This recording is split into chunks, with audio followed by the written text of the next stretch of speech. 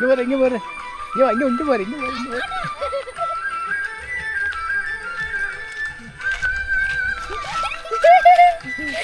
കുഞ്ഞാലൊന്ന് കയറി ആടുന്നുണ്ട് ഇവരിങ്ങനെ.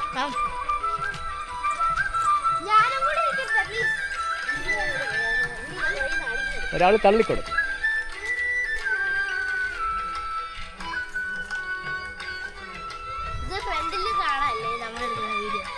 ഫ്രണ്ടിലും ബാക്കിലും കാണാം.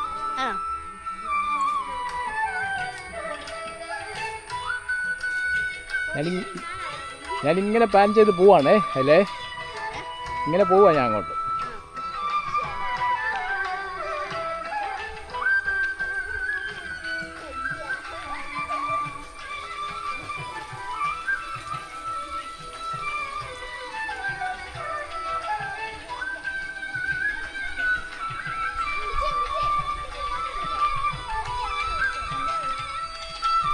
അടുത്ത ആൾ കയറി.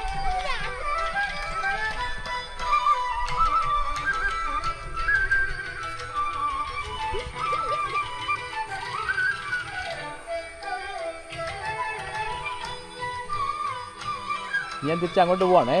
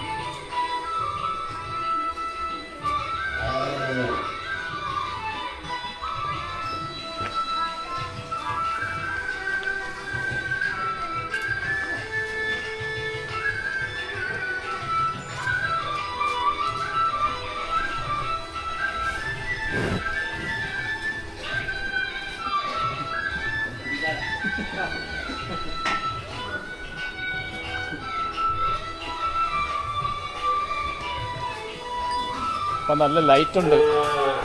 കുറച്ച് കഴിഞ്ഞാൽ ലൈറ്റെല്ലാം പോകും.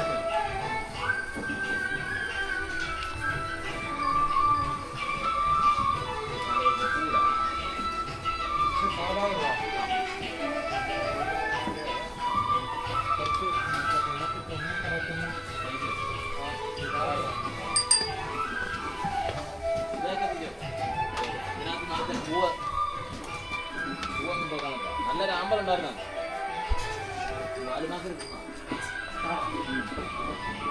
പൂവും വലിയ വലിയ ഇലകളും ഒട്ട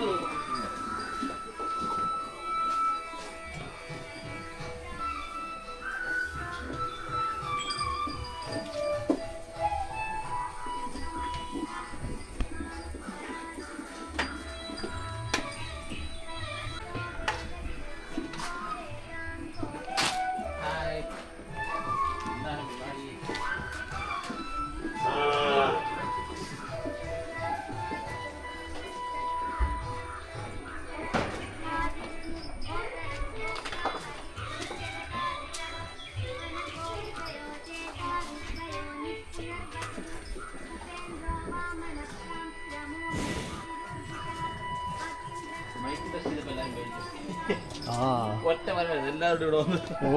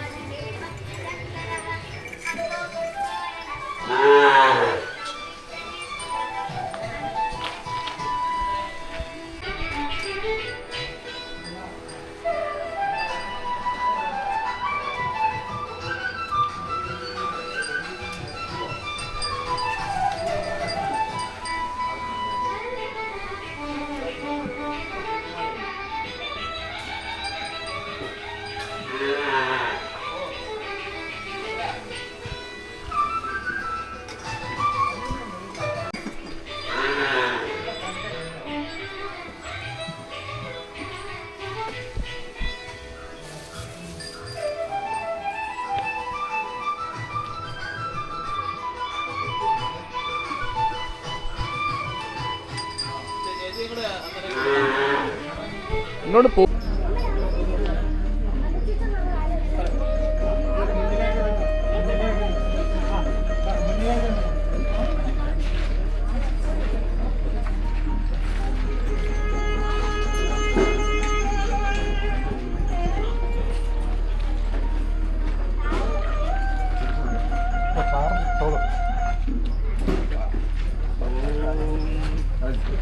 सर्वकामदुःखे देवी सर्वतीर्थे विशेषिणी पावने सुरभि श्रेष्ठे देवी तुभ्यं नमोऽस्तुते लक्ष्मीर्या लोकपालानां धेनुरूपेण संस्थिता हृदं वहति यज्ञार्थे मम पापं व्यबोधतु मम पापं व्यबोधतु. ഓം ശ്രീ സുരഭി നമഃ. ഭാരതീയ സംസ്കാരം അനുസരിച്ച് ഏതൊരു പുണ്യകർമ്മവും ചെയ്യുന്നതിന് മുമ്പ് പണ്ടുകാലങ്ങളിൽ ഗോപൂജ അല്ലെങ്കിൽ നന്ദിപൂജ ഇതോടെയാണ് നമ്മൾ ഏതൊരു കാര്യവും ആരംഭിക്കുന്നത്. പണ്ടുകാലങ്ങളിൽ ഗൃഹപ്രവേശമാണെങ്കിലും വിവാഹമാണെങ്കിലും ക്ഷേത്ര നിർമ്മാണമാണെങ്കിൽ പോലും ഗോപൂജ നടത്തിയതിന് ശേഷമേ അതെല്ലാം ചെയ്യുകയുണ്ടായിരുന്നുള്ളൂ. ആ ഒരു സംസ്കാരമാണ് നമ്മൾ എല്ലാവരിലേക്ക് എത്തിക്കുന്നതിന് വേണ്ടിയിട്ടാണ് ഈ ഒരു കർമ്മം ഇപ്പോൾ ഇവിടെ ചെയ്യുന്നത്. ഇവിടെ ഏതൊരു പുണ്യകർമ്മം ചെയ്താലും അതിന് തുടക്കം എന്ന് പറഞ്ഞാൽ ഗോപൂജയാണ്. പഞ്ചഭൂതങ്ങളിലെ ഏറ്റവും ശുദ്ധതയോടെ നിലനിർത്തുന്നതിന് നാടൻ പശുക്കളിൽ നിന്നുള്ള 5 ഗവ്യങ്ങൾ പ്രധാനമാണ്. ഈ ഭൂമിയുടെ നിലനിൽപ്പ് തന്നെ ഗോമാതാവിലൂടെയാണെന്നുള്ളതാണ് ഭാരതീയ സങ്കല്പം. ഗോമാതാവ് വിശ്വമാതാവ് എന്ന പ്രാർത്ഥനയോടെ നമുക്ക് മുമ്പോട്ടുള്ള ജീവിതം എല്ലാവരുടെയും, ഈ സമൂഹത്തിൻ്റെയും വ്യക്തിപരമായും കുടുംബപരമായും രാഷ്ട്രത്തിന് മുഴുവനും ലോകത്തിന് മുഴുവനും നന്മ ചെയ്യുന്നതിനായിട്ട് നമുക്ക് പ്രവർത്തിക്കാം. ഈ ഒരു അവസരത്തിൽ ഒരു കാര്യം കൂടെ ഒന്ന് ഓർമ്മിപ്പിക്കുകയാണ്. കേരളത്തിന് വെളിയിൽ ഇപ്പോഴും പൊതുസമൂഹം മുഴുവൻ ഗോക്കളെ മാതാവായിട്ട് തന്നെയാണ് കാണുന്നത്. പക്ഷേ ഒരു തെറ്റായ രീതിയിൽ കൊണ്ട് കേരളത്തിൽ ഗോമാതാവെന്ന് പറഞ്ഞാൽ എന്തോ വലിയ അപരാധം എന്നുള്ള രീതിയിലാണ് കളിയാക്കലും പല വൈഷമ്യങ്ങളും ഇതിൻ്റെ പ്രവർത്തകരും ഇതിൻ്റെ സംരക്ഷകരും ഇതിനെ വളർത്തുന്നവരും നേരിടുന്നുണ്ട്. ഒരിക്കലും മറ്റ് സംസ്ഥാനങ്ങളിലെ പശുക്കൾ ഭക്ഷണത്തിന് വേണ്ടി ഇങ്ങോട്ട് ഇറക്കുമതി ചെയ്യുന്ന അവസ്ഥയിൽ നിന്നും ഇതിനെ സംരക്ഷിക്കുന്ന കേന്ദ്രങ്ങൾ എല്ലായിടത്തും ഉണ്ടാകുന്നതിന് വീടുകളിലും സാമൂഹികമായും സംഘടനാപരമായും ഉണ്ടാകുന്നതിനുള്ള പ്രവർത്തനമാണ് നമ്മൾ ഇതുപോലുള്ള ചടങ്ങുകളിലൂടെ ആ സന്ദേശമാണ് ജനങ്ങളിലേക്ക് എത്തിക്കേണ്ടത്. ഈ ഒരു അവസരത്തിൽ ഇതിൻ്റെ മാംസം നമ്മൾ അറിഞ്ഞോ അറിയാതെയോ ഉപയോഗിക്കില്ല, ഗോമാംസം ബീഫ് ഉപയോഗിക്കില്ലെന്ന് മനസ്സാലൊരു പ്രതിജ്ഞ കൂടി എടുത്തുകൊണ്ട് നമുക്ക് ഈ ഗോപൂജ നടത്താം. എല്ലാവരും ഇതൊരു സാമൂഹ്യ ആരാധനയാണ്, അല്ലാതെ ഒരാൾ ചെയ്യുന്നതല്ല. എല്ലാവരും ഓം ശ്രീ സുരഭി മന്ത്രം ചൊല്ലിത്തരും. അതൊന്ന് ഏറ്റു ചൊല്ലിയാൽ ഏറ്റവും ഉത്തമം. ഓം ശ്രീ സുരഭ്യൈ നമഃ.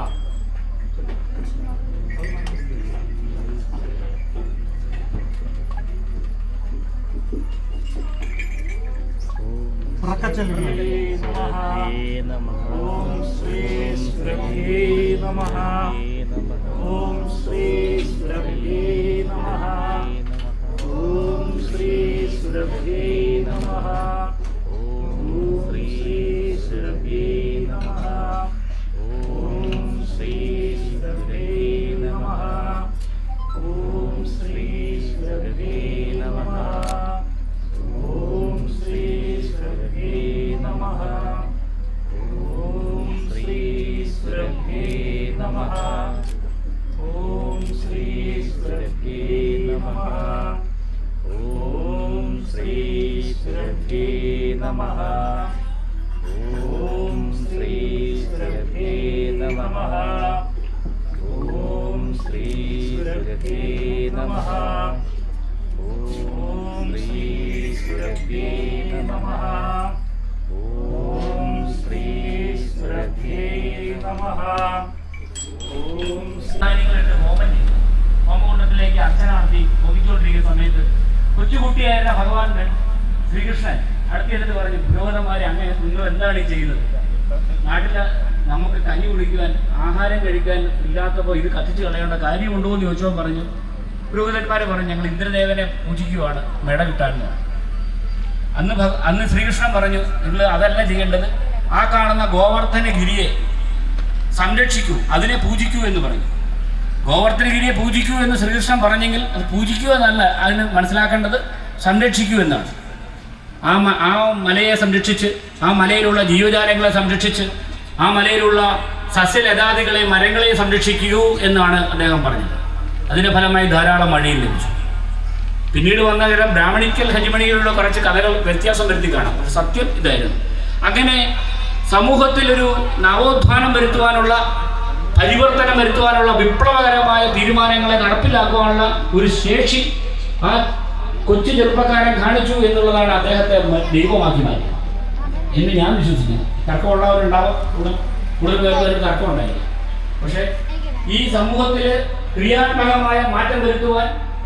വിപ്ലവകരമായ തീരുമാനങ്ങൾ എടുത്ത് നടപ്പിലാക്കുവാനുള്ള ഏതൊരു കുട്ടിയും മുന്നോട്ട് വന്നാൽ അവർ മനുഷ്യനല്ല, അവർ ദൈവമായി മാറും.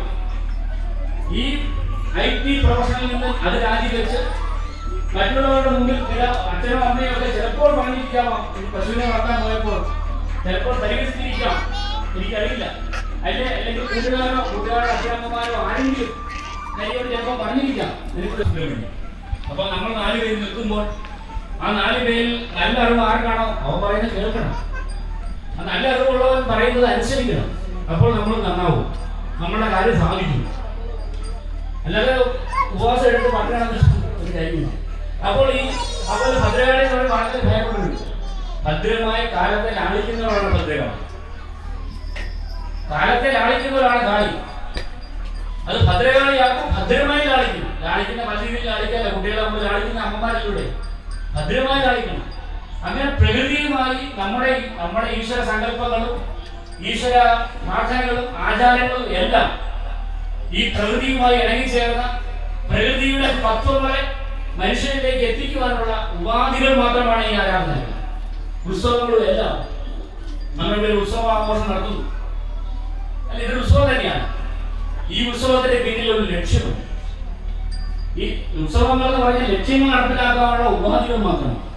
ലക്ഷ്യങ്ങൾ ഉന്നതമായ ഉത്തമമായ ലക്ഷ്യങ്ങൾ മുന്നിൽ വെക്കുമ്പോൾ ആ ലക്ഷ്യങ്ങളെ സമൂഹത്തിലേക്ക് സന്നിവേശിപ്പിക്കുവാനുള്ള ഉപാധികൾ മാത്രമായി മാറുന്ന ഉത്സവം. അതിനാവണം ഉത്സവങ്ങൾ. അല്ലാതെ വെറുതെ വെള്ളം വെച്ച് കൂടി പിരിഞ്ഞു പോയിട്ട് ഒരു കാര്യമില്ല. അതിന് പിന്നിൽ കൃത്യമായ ലക്ഷ്യമുണ്ടാവണം, നല്ല ദർശനം ഉണ്ടാവണം. അത് നടപ്പിലാക്കുവാനുള്ള, സമൂഹത്തെ സജ്ജമാക്കുവാനുള്ള വേദികളായി മാറണം ഓരോ ഉത്സവങ്ങളും എന്നും ഈ അഭിപ്രായപ്പെടുകയാണ്. എന്തായാലും ഭഗവാൻ ശ്രീകൃഷ്ണനെ പോലെ പ്രകൃതി സംരക്ഷണവുമായി മുന്നോട്ടിറങ്ങി വന്ന, ഗോസംരക്ഷണവുമായി മുന്നോട്ടിറങ്ങി വന്ന ഹരിക്ക് ഈ കലിയുഗത്തിലെ ഭഗവാനായി മാറുവാനുള്ള എല്ലാ പ്രാർത്ഥനകളും എൻ്റെ ഭാഗത്തുണ്ട്. ഈ സംഭവം എല്ലാം അദ്ദേഹത്തിന്റെ ആയുരാരോഗ്യത്തിന് വേണ്ടി, കുടുംബത്തിന്റെ സന്തുഷ്ടിക്ക് വേണ്ടി, ദൈവാനുഗ്രഹത്തിന് വേണ്ടി എല്ലാവരും പ്രാർത്ഥിക്കുമെന്നും ഞാൻ വിശ്വസിക്കുന്നു. എല്ലാവിധ അനുഗ്രഹങ്ങളും ആശംസകളും നൽകിക്കൊണ്ട് എൻ്റെ വാക്കുകൾ നിർത്തുന്നു. എല്ലാവർക്കും എന്നെ ശ്രമിച്ച ബഹുമാനായ വേദിയിലിരിക്കുന്നവർക്കും ബഹുമാനായ എൻ്റെ ജ്യേഷ്ഠ സഹോദരന്മാർക്കും കുട്ടികൾക്കും